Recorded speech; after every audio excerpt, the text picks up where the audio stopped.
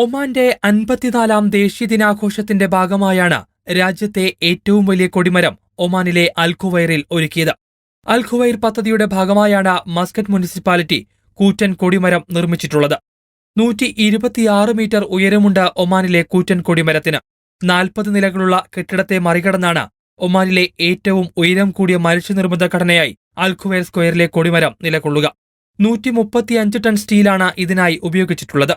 കൊടിമരത്തിലെ Omani പതാകയ്ക്ക് 18 metre നീളവും 31.5 metre വീതിയുമുണ്ടാകും. കൂടാതെ വിമാനങ്ങൾക്കുള്ള മുന്നറിയിപ്പ് സംവിധാനവും ഈ കൂറ്റൻ കൊടിമരത്തിലുണ്ട്.